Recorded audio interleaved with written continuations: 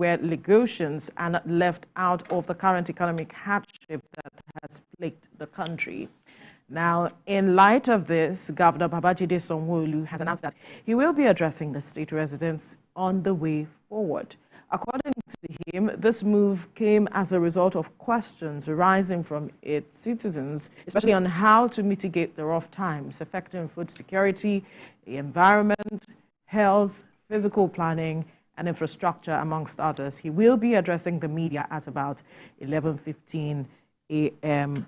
today, and definitely TVC will be bringing you the live coverage of that conversation.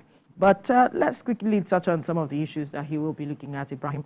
We know that Lagos State cannot afford a breakdown of law and order. That's right. And I believe that this is a proactive step being taken by the governor to stem the tide of, we have seen protests in some states. And so he knows that we cannot afford that in Lagos State.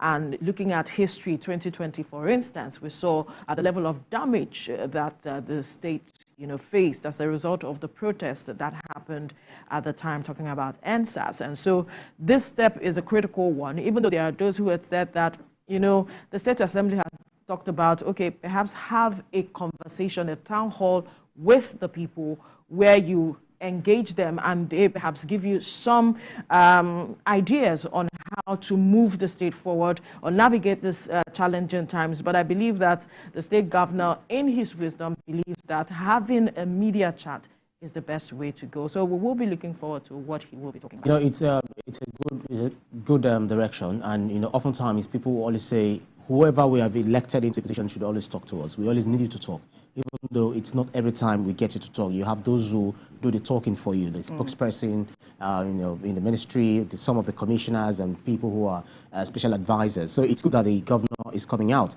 but not just coming out to talk or to answer questions that journalists will be posing to him, because definitely we always ask questions based on what we know people really want to find answers to. But what are the critical things you'll be addressing? What are the challenges that you'll be addressing? The issue of infrastructure. We want to know, don't tell us what you will be doing alone. We want to know what you've done over the period, since you came back into power, or since this administration, got sworn in, for this term. So we want to know how far you've gone with some of the policies that the Lagos State government has been, running, and how key policy changes that you're bringing on board, and how it's going to affect Nigerians. Nigerians are hungry.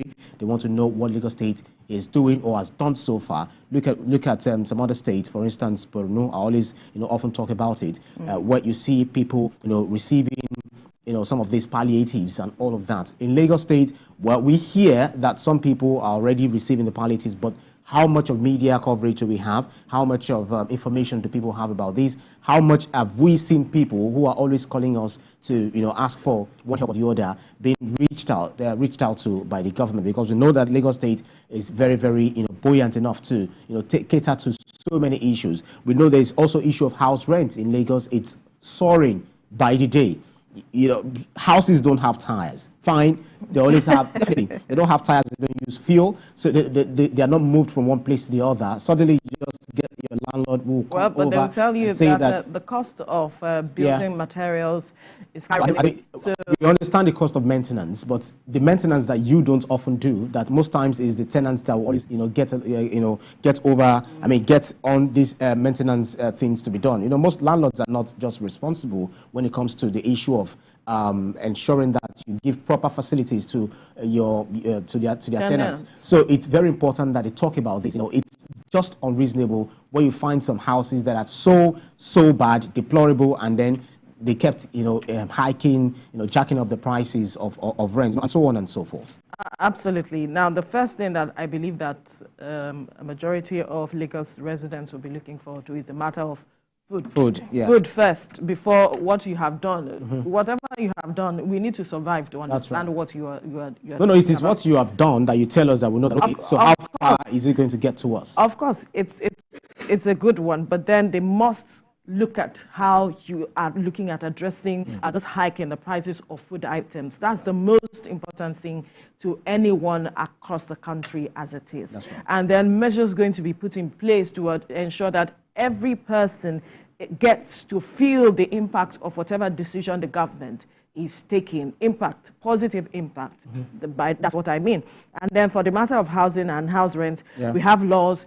Implementation have been the challenge. So what is the state government going to do to ensure that implementation is done and seen to be done as it is? That's right. That those, for whatever decision government is taking, implementation is the most critical, and we are hoping that the Lagos state government will do all it can to ensure that everything is implemented and that Lagosians get that buffer for this times that we are seeing now. Everybody is feeling the pinch.